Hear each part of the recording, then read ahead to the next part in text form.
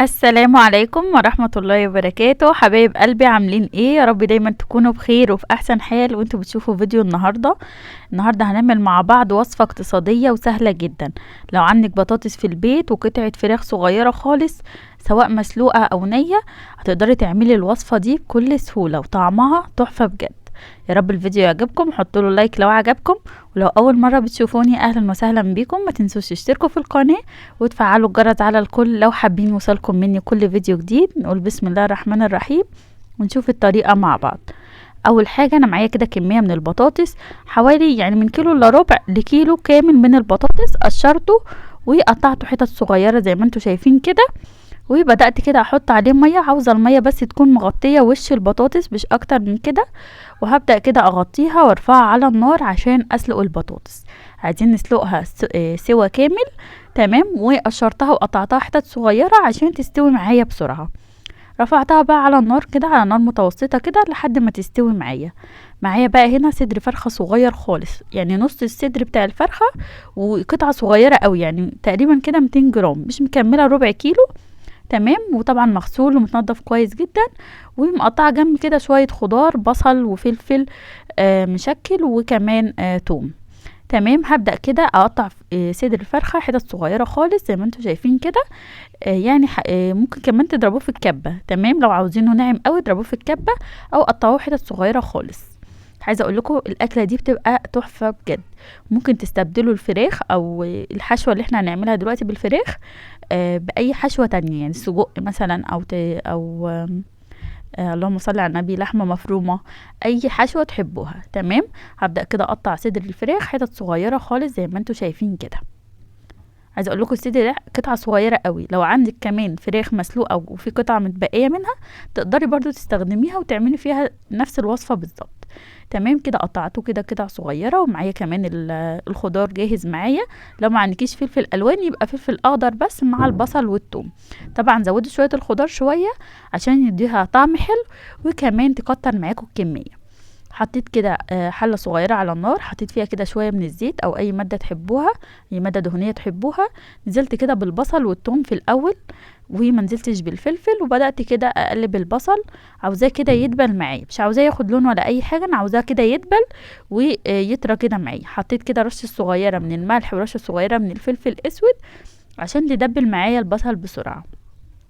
بعد ما دبل معايا كده، نزلت كده بقطعة الفراخ اللي انا قطعتها حتت صغيرة بالشكل ده كده، وهديها تقليبة واسيبها لحد ما اللون بتاعها يتغير وتتحول كده للون الابيض.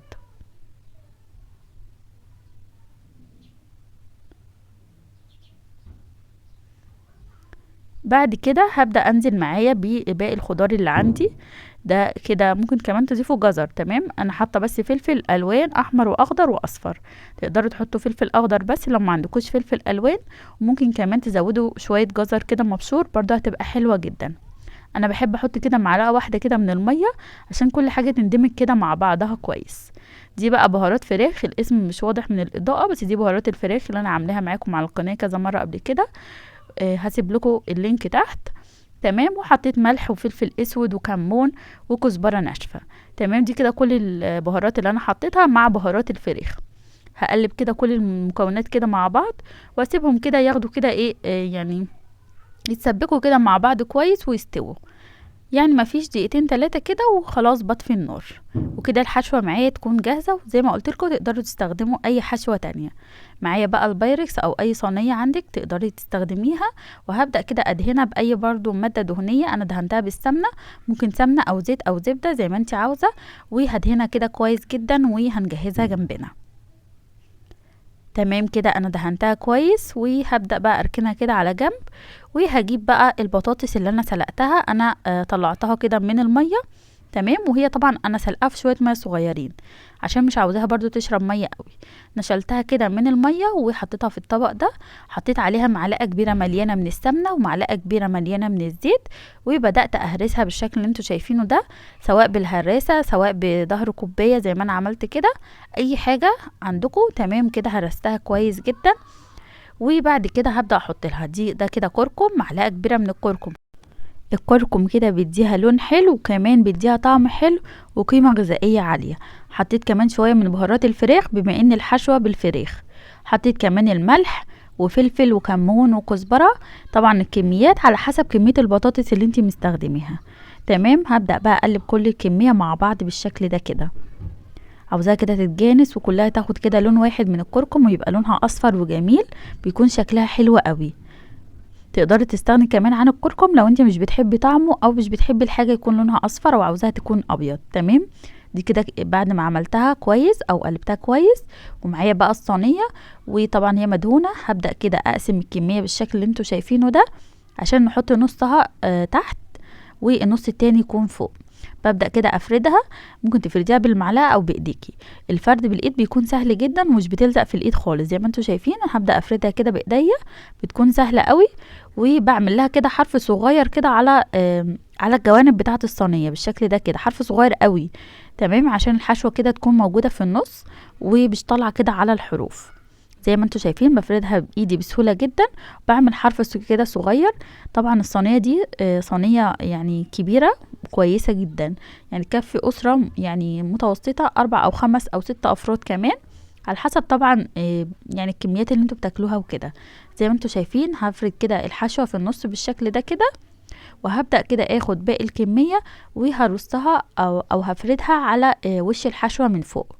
تمام، الطريقة سهلة وبسيطة جدا. عايزة اقولكم الوصفة دي من الوصفات السريعة قوي، يعني بتعملوها كده بسرعة جدا، ما بتاخدش وقت خالص. الوصفة دي كمان ممكن تتاكل كده بالمعلقة عادي، ممكن تاكلوها كمان بالعيش زي ما انتوا حابين، بتكون سهلة وبسيطة جدا. عايزة اقول لكم ان هي اقتصادية مش مكلفة خالص. زي ما انتوا شايفين شوية بطاطس وقطعة فراخ صغيرة وشوية خضار بساط خالص، عملوا لنا صينية محترمة جدا جدا تكفي اسرة 5 افراد مرتاح جدا. زي ما انتوا شايفين هبدأ كده اغطي الوش بتاعها من فوق بالشكل ده كده، وهقول لكم كمان هنحط عليها ايه على الوش قبل ما ندخلها الفرن، بحيث ان هي برضو حاجة تكون اقتصادية ومش مكلفة معانا. في ناس بتحب تعمل لها بشاميل على الوش، بس انا مش بعمل كده، وهقول لكم دلوقتي هنعمل ايه. الاول بحاول اسوي الوش كده بتاعها واخلي كده كل يعني الحشوة مش باينة خالص وكل الوش متساوي زي بعضه.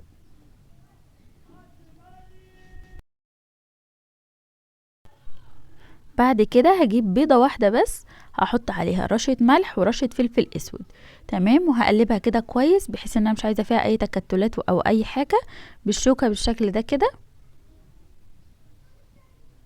لو عندك حليب حطي معلقة حليب على البيضة عشان كده تفك معاكي بسهولة، وكمان برضو هتكسر اللون بتاعها شوية. بس انا ما كانش عندي فاستخدمت البيضة بس لوحدها بالشكل ده كده. ولو في اي حاجة مكلكعة من البيض او كده بتشيلوها بالشكل ده عشان ما بتكونش يعني ظريفة في الاكل وكده. هبدأ اوزعها بالصينية بالشكل ده كده، سهل قوي يعني مفيش اي حاجة ولا جبن بقى ولا اي حاجة خالص. يعني تقدروا في المرحلة دي تحطوا جبن، جبنة موتزاريلا، جبنة رومي، جبنة شيدر، زي ما انتوا حابين.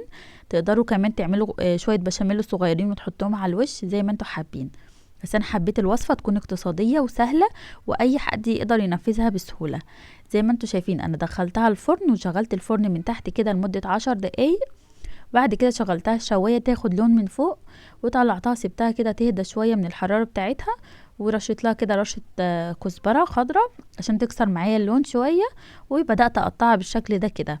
طبعا طالما بردت هتلاقوها بتتقطع معاكم بسهولة وبتطلع معاكم كده قطع بسهولة. تقدروا تعملوا الوصفة دي كطبق كده جانبي في العزومات، بتكون برضو حلوة جدا. تقدروا تعملوها كوجبة أساسية ورئيسية. لو عايزين حاجة كده تكون سهلة وبسيطة وكمان اقتصادية، وكمان طعمها حلو قوي. مهما اقول لكم طعمها تحفة بجد، وبتعجب الاطفال كمان جدا، وكمان مغذية جدا. يا رب بقى الوصفة تكون عجبتكم وتكونوا استفدتم كده من الفيديو. ما تنسوش تعملوا لايك وتشتركوا في القناة وتفعلوا الجرس، واشوفكم ان شاء الله في فيديو جديد، ومع الف سلامة حبايب قلبي.